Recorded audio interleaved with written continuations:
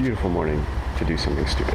After learning to base jump and completing 21 jumps in about 3 weeks, we decided to make the 22nd and final jump something special, something only 10 people had done before, the suspension base jump. In a nutshell, it's piercing metal hooks in the skin of my back, attaching a canopy and base jumping, relying solely on the hooks to hold. And breathe out.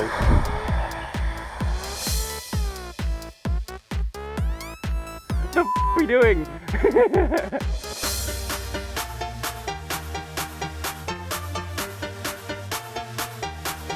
Okay, you ready? Yes.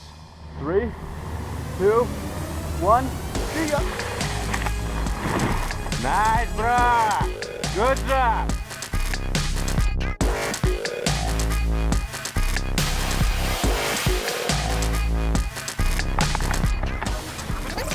Awesome!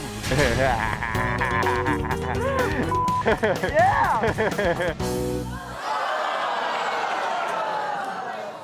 That daredevil joins us. Josh, gotta just throw it out there. Why? Yeah.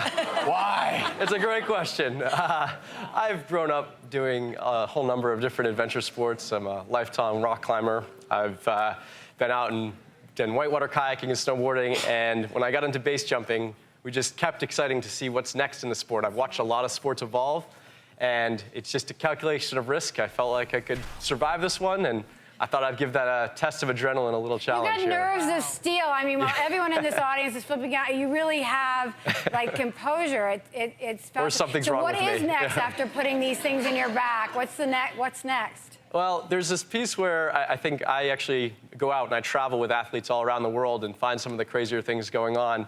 I got a chance to learn about base jumping. This was my 22nd base jump, so I'd started 3 weeks before.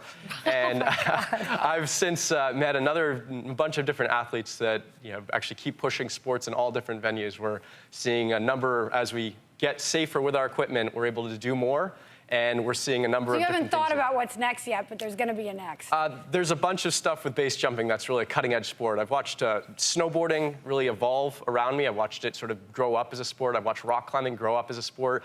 And people were just as crazy. Same with mountaineering, people going to summit of Everest. Like, that concept was just unheard of until it was pushed forward. So I do not recommend anyone else go do this. I do not. So you've only done that once? I've only done that once, yeah. Because I was even reading that even afterwards, your skin underneath there had air bubbles of blood in there, and you had to, like, squeeze all of that out, like... So that's the amazing thing. The pain that happened, the piercing was very painful. That was unequivocal. And everyone can look, these are what you had in your back. Yeah, Four embedded on his side. The hooks were then yeah. placed in this was underneath his skin. But what the force? Yeah, the thing that was interesting is the jump didn't hurt at all. What hurt? But what happens when you jump is it draws the skin back and fills with air.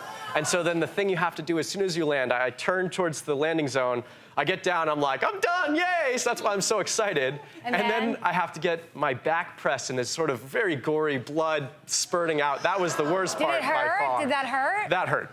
Yes, that hurt. Well, I have to ask you, you've got on, I think those are like American flag Speedos. You're obviously very ruggedly handsome. You're doing all of these things.